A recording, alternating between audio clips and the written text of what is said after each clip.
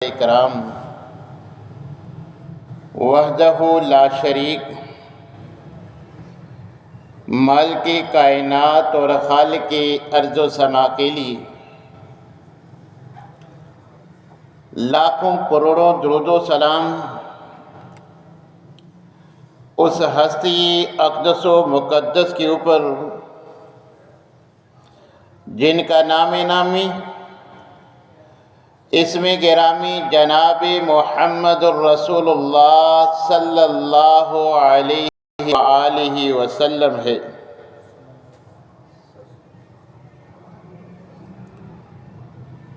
سامعین محترم،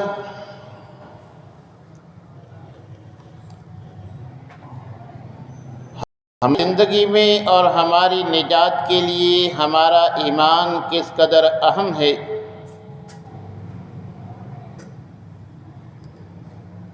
اس کے بارے میں آپ خطبہ جمعۃ المبارک کے اندر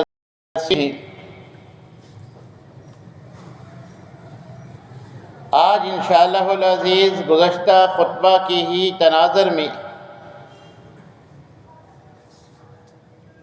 اللہ جل شانہ پہ ہمارا ایمان کیسے ہونا چاہیے، کتاب و سنت میں اللہ کی کیا صفات بیان ہوئی ہیں،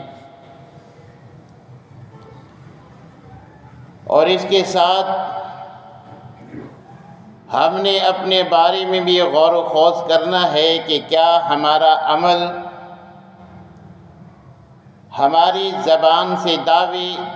کے مطابق ہے، یا پھر زبان سے ہم نے دعویٰ کچھ اور کیا ہے اور ہمارا عمل کچھ اور بتلاتا ہے۔ جبکہ یہ بات آپ گزشتہ خطبہ میں سماعت فرما چکے ہیں کہ ایمان صرف زبانی دعوے کا نام نہیں، دل سے تصدیق بھی ہو، عمل بھی اس کی گواہی دے تو تب انسان کامل مومن بنتا ہے۔ تو اللہ جل شانہ کہ جن پر کتاب و سنت کے مطابق ہمارا ایمان ہے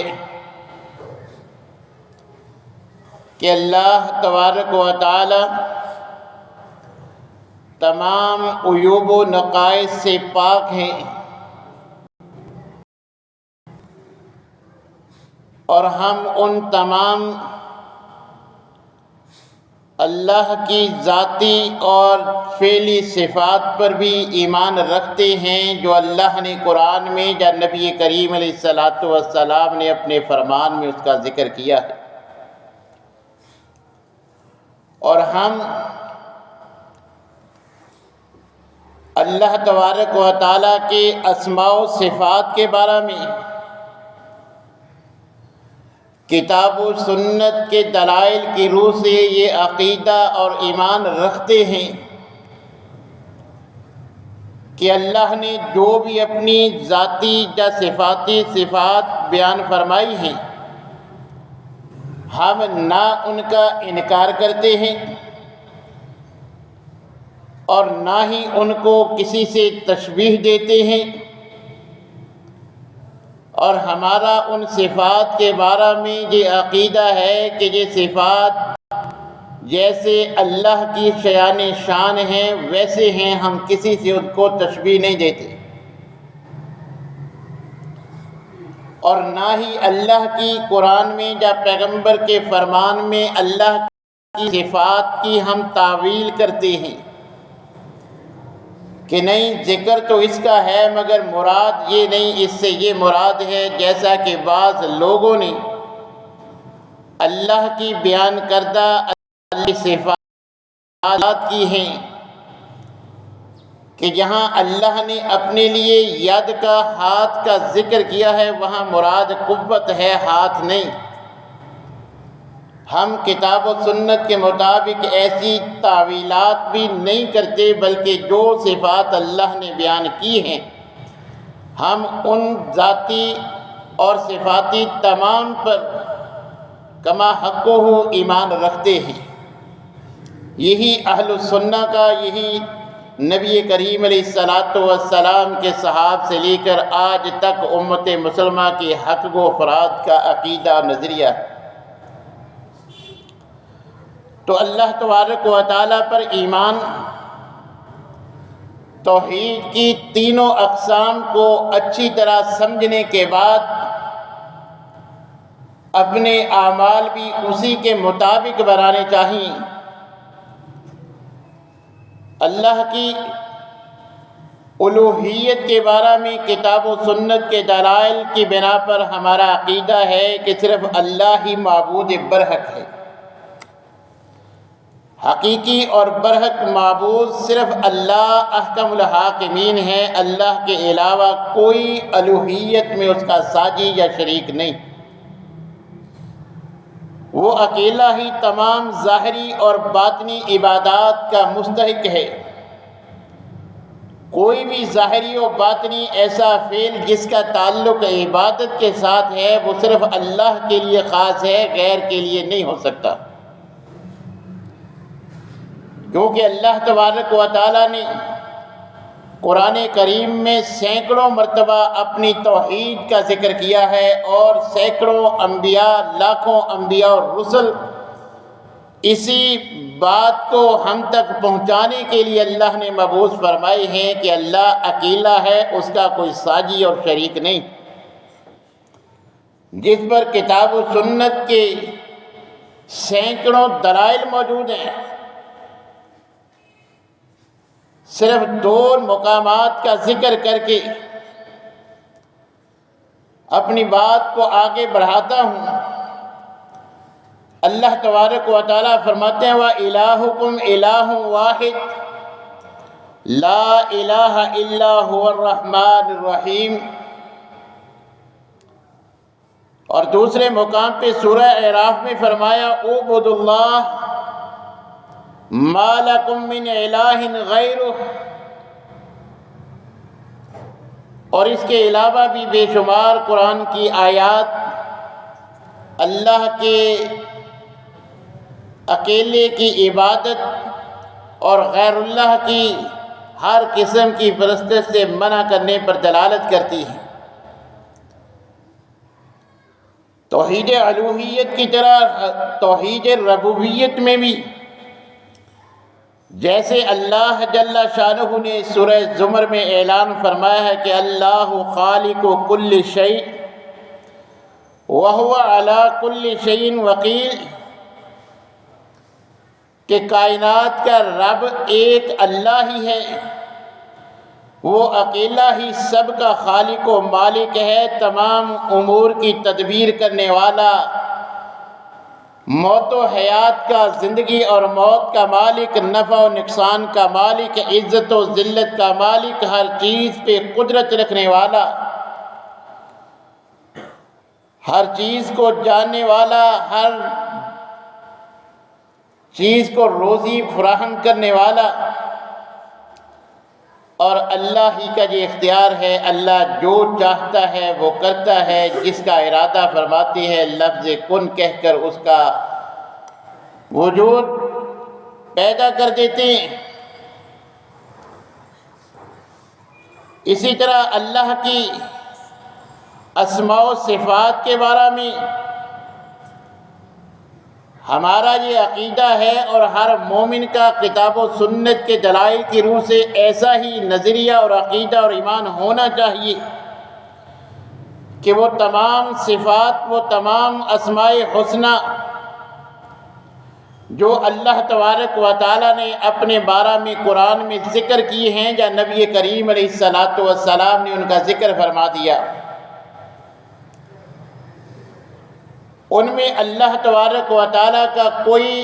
ساجی اور شریک نہیں، کوئی ہم مثل نہیں، اللہ اکیلا ہی یکتا ہے، جن کا اللہ نے کتاب میں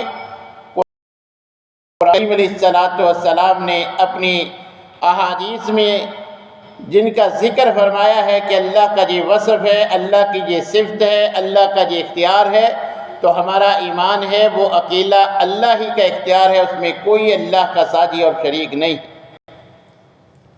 کیونکہ اللہ تبارک و تعالیٰ خود فرما رہی ہیں سورہ اعراف میں وَلِلَّهِ الْأَسْمَاءُ الْحُسْنَى، کہ تمام اچھے نام اللہ ہی کے لیے ہیں، فادعوہ بہا، اللہ کے ان صفاتی ناموں کے ساتھ صرف اسی کو پکارو۔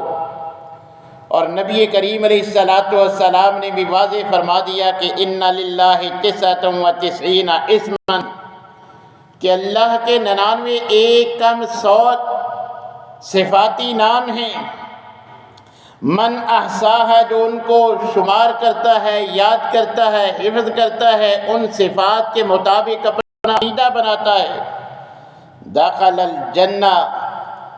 ایسا انسان جو اللہ کی صفات میں کسی کو ساجی یا شریک نہیں بناتا، وہ صرف اللہ کے لیے خاص رکھتا ہے، اور عملی طور پر بھی جب اس کو ضرورت پڑتی ہے اس وصف کی تو وہ اللہ ہی کی طرف لو لگاتا ہے، کسی اور میں وہ وصف تلاش نہیں کرتا۔ تو لہٰذا اللہ تبارک و تعالیٰ کے جتنے بھی صفاتی نام ہیں، وہ داتا ہے، گنج بخش ہے، غوث العظم ہے، غریب نواز ہے، جو بھی اللہ نے قرآن میں اپنے کام بتلائے ہیں یا نبی کریم صلی اللہ علیہ وسلم نے جن کی نشاندہی کی ہے، وہ صرف اللہ ہی کا خاصہ ہے۔ جب اللہ تبارک و تعالیٰ کا وصف ہے تو ہمارا ایمان ہے اس میں اللہ کا کوئی ساجی اور شریک نہیں ہے۔ تو اللہ تبارک و تعالیٰ نے ان تمام چیزوں کو خود اللہ نے اپنے قرآن میں بیان کیا، جس کی 20 آیات جس کے دلائل کی صورت میں موجود ہیں۔ تو لہٰذا ہمارا یہ ایمان، یہ عقیدہ کتاب و سنت پر مبنی ہے، کیونکہ اللہ تبارک و تعالیٰ نے خود اپنا یہی تعارف کروایا ہے کہ یہ سارے اللہ کے ہیں، یہ سب کا خالق اللہ ہے۔ تو لہٰذا اللہ تبارک و تعالیٰ ہمیں حکم فرما رہی ہیں، یا ایھا الناس اعبدوا ربکم، کہ لوگو تم نے اپنے رب یعنی میری عبادت کرنی ہے، اور یاد رکھو الذی خلقکم والذین من قبلکم، تمہارا خالق میں ہی ہوں۔ جب تمہیں پیدا اور تم سے پہلے جو تھے ان کو میں نے کیا، جب تمہارا پیدا کرنے والا تمہارا خالق میں ہوں، لہٰذا تمہیں بنایا بھی میں نے اپنی عبادت کے لیے ہے۔ اب میرا حکم اور آرڈر یہی ہے کہ صرف میری عبادت کرنی ہے، میرے ساتھ عبادت کی کسی معاملہ میں بھی کسی کو ساجی یا شریک نہیں بنانا۔ اور سب سے زیادہ اللہ نے شرک ہی کی قرآن میں نفی فرمائی ہے، اور اس کو سب گناہوں سے بڑھ کر گناہ قرار دیا ہے، کہ اللہ تبارک و تعالیٰ نے عام اعلان فرما دیا کہ اگر شرک نہیں ہوگا، توحید میں میرے ساتھ بے وفائی نہیں ہوگی، تو پھر میرا اعلان سن لو، ان اللہ لا یغفر ان یشرک بہ ویغفر ما دون ذلک لمن یشاء۔ صرف توحید میں بے وفائی نہیں، اس کے علاوہ بتقاضۂ بشریت کوئی بھی گناہ سرزد ہو جائے گا، اگر تم توحید پرست ہوگے میں وہ تمام نظر انداز کر دوں گا۔ صرف توحید پر کاربند رہتے ہوئے دنیا سے رخصت ہوگے، شرک نہیں کرو گے، تمہاری عقائد و نظریات میں، تمہاری اعمال میں شرک کی آمیزش نہیں ہوگی، تو اگر کوئی گناہ ہوگا تو میں اللہ اپنی رحمت کے بلبوتے پر معاف کر دوں گا، مگر جس نے میرے ساتھ کسی کو ساجی یا شریک بنا دیا، جس نے شرک کا ارتکاب کیا، اس کی معافی نہیں ہوگی۔ شرک کی حالت میں دنیا سے رخصت ہونے والے کو اللہ تبارک و تعالیٰ فرماتے ہیں میں اس کو معاف نہیں کروں۔ جو موحد ہوگا اس کا کوئی گناہ اس سے سرزد ہو جائے، مگر وہ توحید میں بے وفائی کرنے والا نہ ہو، موحد اس دنیا سے آئے، تو اللہ تبارک و تعالیٰ فرماتے ہیں میں باقی گناہوں کو نظر انداز کر دوں گا، باقی گناہ معاف کر۔ تو اللہ تبارک و تعالیٰ فرماتے ہیں یا ایھا الناس اعبدوا ربکم الذی خلقکم والذین من قبلکم لعلکم تتقون، اور پھر اپنی کاریگری کا ذکر کرتے ہوئے فرماتے ہیں الذی جعل لکم الارض فراشا والسماء بناء وانزل من السماء ماء فاخرج به من الثمرات رزقا لکم، کہ یہ ساری کائنات کی ہر چیز کا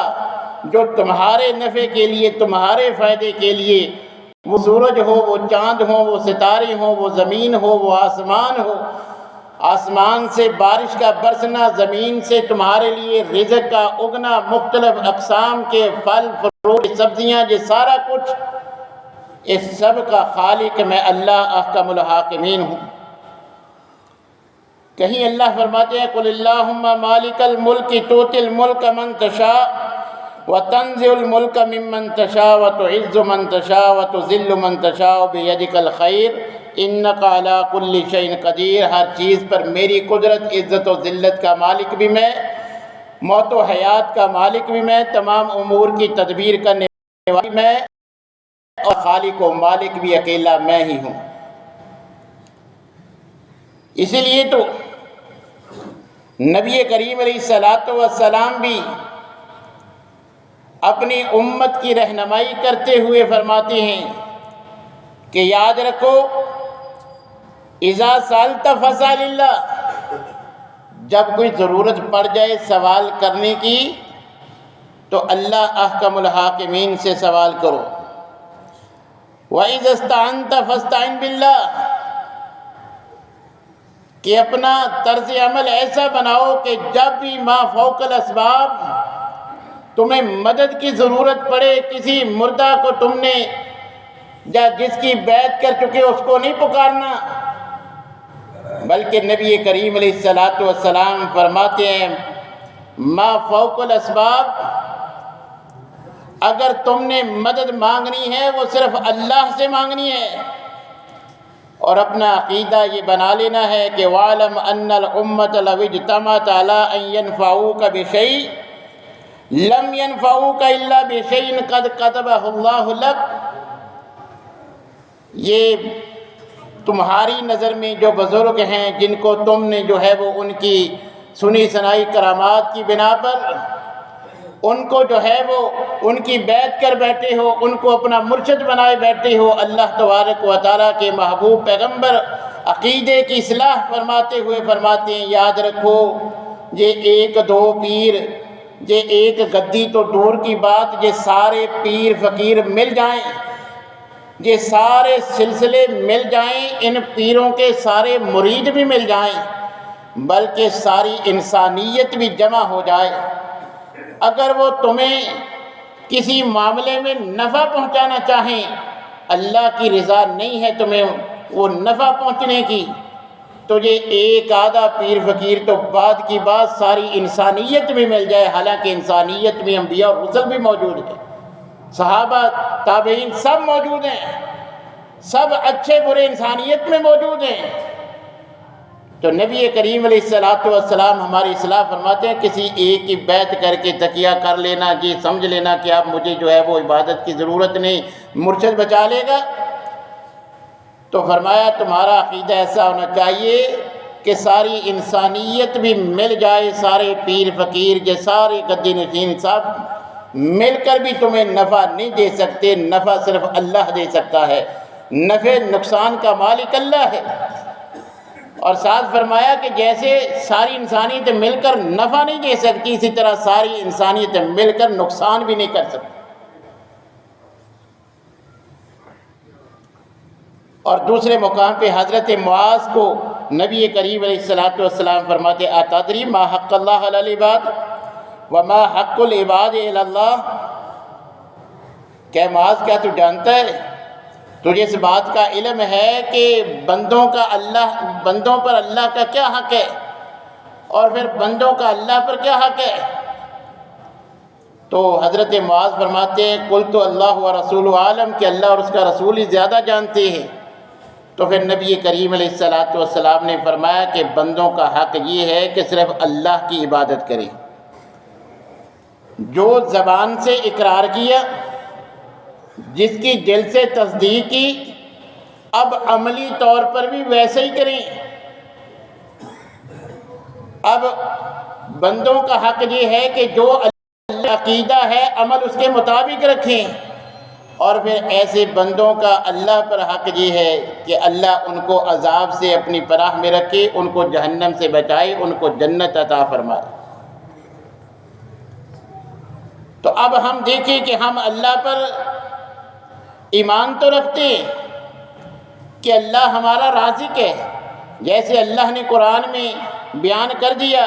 کہ وَمَا مِن دَابَّةٍ فِي الْأَرْضِ إِلَّا عَلَى اللَّهِ رِزْقُهَا، کہ کوئی جانور، کوئی جس کو رزق کی ضرورت ہے، کوئی مخلوقات میں سے کوئی چیز ایسی نہیں کہ جس کا رزق اللہ کے ذمہ نہیں ہے۔ دوسرے مقام پہ خود اللہ تبارک و تعالیٰ فرماتے ہیں وَكَأَيٍّ مِّن دَابَّةٍ لَا تَحْمِلُ رِزْقَهَا اللَّهُ يَرْزُقُهَا وَإِيَّاكُمْ سورہ عنکبوت میں اللہ فرماتے ہیں کہ یہ آپ دیکھتے نہیں کہ ساری مخلوقات وہ کیا اپنا رزق اپنے پاس اٹھائے پھرتے ہیں؟ یہ سارے چرند پرند جتنی بھی مخلوقات اللہ نے پیدا کی ہیں سب کا رزق اللہ فراہم کرتے ہیں، سب کا رازق اللہ ہے۔ اب ہم نے اپنے گریبانوں میں جھانکنا ہے کہ اگر ہمیں رزق میں ذرا تنگی آئے تو ہم یہ پیر فقیر بابے تلاش کرتے ہیں، یا پھر اللہ سے لو لگاتے ہیں، اللہ سے دعائیں مانگتے ہیں، اللہ سے رزق کی فراوانی مانگتے ہیں۔ اللہ کے اوپر ہمارا ایمان ہے کہ یہب لمن یشاء اناثا و یہب لمن یشاء الذکور اور یزوجہم ذکرانا و اناثا، کہ اولاد دینے والے اللہ اکیلے ہیں، اللہ کے ساتھ اس اختیار میں کوئی مخلوق میں سے ساجی اور شریک نہیں ہے۔ تو اولاد نہ ہونے کی صورت میں ہمیں جہاں بتایا جاتا ہے ہم وہاں جانے کے لیے تیار ہیں۔ ہر کوئی عمل شرعی غیر شرعی ہر قدم اٹھانے کے لیے تیار ہو جاتی ہیں اولاد کے یا مال کی حرص میں، مگر عقیدہ یہ ہے کہ اولاد دینے والا اللہ ہے، اللہ سے مانگتے نہیں۔ شفا کے بارے میں ایمان ہے کہ شفا اللہ دیتا ہے، وہ ڈاکٹر کو ذریعہ بنا دے، کسی جڑی بوٹی کو بنا دے، یا قرآن کی کسی آیت کو دم کے ذریعے شفا دے دے، دوائی کے ذریعے دے دے، آپریشن کے ذریعے دے دے، جس انداز میں بھی دے دے، مگر شفا اللہ دیتا ہے۔ وسیلہ کسی کو بھی بنا دے تو ہم ڈاکٹروں کے پاس جاتے ہیں، ڈاکٹر بدلتے ہیں، باہر ملک علاج کے لیے چلے جاتے ہیں، مگر اللہ سے گڑ گڑا کے شفا مانگنے کے لیے تیار نہیں ہے۔ حالانکہ ہمارا زبانی دعویٰ ہے کہ شفا اللہ دیتا ہے، اور ایمان کے لیے جیسے زبان سے اقرار ضروری ہے ویسے دل سے تصدیق بھی ضروری ہے، عمل بھی اس کی گواہی دے کہ جو شفا دینے والا اللہ کو مانتا ہے۔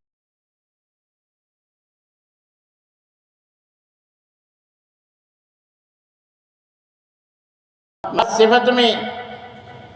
بجائے اس کے کہ ہم اللہ کی طرف لو لگاتے ہوئے وہ چیز اللہ سے مانگیں، ہم نے وہ ساری صفات غیر اللہ کو سونپی ہوئی ہے کہ یہ کام کرتا ہے، یہ کام کرتا ہے۔ ولا چشمے سے نہانے سے وہاں پیر کے کھارے پہ چلے جاؤ، وہاں پانی سے نہا لو تو شفا مل جائے گی، فلاں قبر کی مٹی سے جاؤ، فلاں قبر کے اوپر بیری لگی ہے وہاں جاؤ ڈھولی پھیلاؤ، بیر گر گیا بیٹا ہو جائے گا، بیٹی ہو جائے گی، اولاد فلاں دیتا ہے، فلاں کا جو ہے وہ، یہ طرح طرح کے ہم نے عقائد و نظریات۔ حالانکہ نبی کریم علیہ السلام ہماری اصلاح فرماتے ہیں اذا سالت فسال اللہ، مانگنے کی ضرورت پڑے اللہ کے علاوہ کسی غیر اللہ سے سوال نہیں کرنا۔ حالانکہ انبیاء اور رسل کی زندگیاں شاہد ہیں کہ تمام انبیاء اور رسل نے جب بھی مصیبت میں، جب بھی ضرورت میں کسی کو پکارا، اپنے سے پہلے انبیاء کو نہیں۔ نبی صلی اللہ علیہ وسلم نے ساری زندگی کبھی حضرت ابراہیم علیہ السلام، حضرت آدم علیہ السلام یا اولو العزم کسی نبی اور رسول سے جو ہے وہ ان سے فریاد نہیں کی، جب بھی ضرورت پڑی اللہ سے مانگا۔ اور ہمارا تمام انبیاء اور رسل ہمیں یہی بتلانے کے لیے آئے، یہی دعوت لے کے آئے کہ تم نے صرف اللہ کی عبادت کرنی ہے اور اللہ کے ساتھ کسی کو ساجی اور شریک نہیں بنانا۔ اللہ کی صفات میں، اللہ کی ذات میں کسی کو تم نے جو ہے وہ ساجی نہیں بنانا، کیونکہ اللہ کا اعلان ہے کہ اگر ایسا کر دو گے اسی طرح زندگی ختم ہو جائے گی تو معافی نہیں ہے۔ اگر میری ذات اور صفات میں کسی کو شریک نہ بنایا، اگر کوئی گناہ گار بھی میرے پاس آئے گا تو میں اس کا ہر گناہ معاف کر دوں گا، صرف شرک معاف نہیں ہوگا۔ تو اللہ تبارک و تعالیٰ کی ان تمام صفات پر کہ جو ذاتی ہیں، جیسے اللہ تبارک و تعالیٰ نے اپنی چند ذاتی صفات کا قرآن میں ذکر کیا ہے، اپنے چہرے کا، اپنے ہاتھ کا، اپنے نفس کا، اپنی انگلیوں کا، تو ہمارا ان کے بارے میں نہ تو ہم ان کی تعویل کرتے ہیں کہ ید سے مراد قوت ہاتھ نہیں، بلکہ اہل سنہ کے عقیدہ کے مطابق ہمارا عقیدہ ہونا بھی یہی چاہیے، اور الحمدللہ ہم یہی کتاب و سنت کے مطابق عقیدہ رکھتے ہیں کہ جتنی بھی اللہ کی ذاتی صفات ہیں ہم ان پر کما حقہ ایمان رکھتے ہیں، کسی کی تعویل نہیں کرتے اور نہ ہی اس کو تشبیہ دیتے ہیں۔ اللہ کا ہاتھ جیسے اللہ کی شیان شان ہے، کیونکہ اللہ نے خود فرما دیا لیس کمثلہ شیء وہو السمیع البصیر، کہ میری مثل کوئی چیز نہیں ہے، میں سننے والا بھی ہوں، دیکھنے والا ہوں۔ اب سننے دیکھنے کی اللہ نے اپنے بندوں کو بھی جو ہے یہ صلاحیتیں دی ہیں، مگر اللہ کی یہ صلاحیت لیس کمثلہ شیء جیسے اللہ کی شیان شان ہے۔ ہمیں دیوار سے پار نظر نہیں آتا، ہم جو ہے دور سے سن نہیں سکتے، مگر اللہ کا علم، اللہ کی نظر اور اللہ تبارک و تعالیٰ کی یہ ساری ذاتی صفات یہ جیسے اللہ کی شیان شان ہے ویسے ہیں، اور اللہ نے اپنے بارے میں بتلا دیا کہ میں عرش پر مستوی ہوں۔ قرآن کریم کی 7 آیات واضح اس پہ دلالت کرتی ہیں، لہٰذا جی قوالیوں میں یہ نظموں جو ہم سنتے ہیں نا، ادھر بھی تو ادھر بھی تو، کوہساروں میں، بردباروں میں، آگے پیچھے، یہ سب کتاب و سنت کے خلاف عقیدہ ہے۔ اللہ اپنی ذات کے اعتبار سے عرش پر مستوی ہیں، اور اپنے علم و قدرت کی بنا پر اللہ جو ہے وہ ہر چیز سے جانتے ہیں، جیسے اللہ نے قرآن میں بیان فرما دیا ہے کہ کوئی درخت کا ایک پتا بھی میرے علم کے بغیر جو ہے وہ زمین پہ نہیں گرتا۔ اللہ علیم ہے، علم سب ہے، مگر اللہ تبارک و تعالیٰ کی یہ جتنی صفات ہیں اسی طرح ذاتی کے ساتھ ساتھ فعلی ہیں۔ اللہ نے قرآن میں ذکر کیا، بعض کا نبی صلی اللہ علیہ وسلم نے اپنے فرمان میں اللہ کا نزول فرمانا، اللہ کا مسکرانا، اللہ کا محبت کرنا، اللہ کا راضی و ناراض ہونا، اسی طرح اللہ کا پسند اور ناپسند، یہ سارے اللہ کی ذاتی اور فعلی تمام صفات پہ ہم ایمان رکھتے ہیں، نہ ہم جو ہے وہ ان کا انکار کرتے ہیں، نہ ان کی کسی کے ساتھ تشبیہ دیتے ہیں، نہ ان کی کوئی تعویل کرتے ہیں، کیونکہ نبی کریم علیہ الصلوۃ والسلام نے جیسے بیان کیا، جیسے اللہ نے قرآن میں اپنے بارے میں ذکر کر دیا، ہم من اسی طرح ان پہ ایمان رکھتے ہیں۔ یہی اہل سنہ کا عقیدہ ہے۔ اللہ تبارک و تعالیٰ سے دعا ہے کہ اللہ تعالیٰ ہمیں اپنے اوپر جیسے قرآن میں یا جیسے نبی کے فرمان میں موجود ہے اسی طرح عقیدہ رکھنے کی توفیق عنایت فرمائے۔ وآخر دعوانا الحمدللہ۔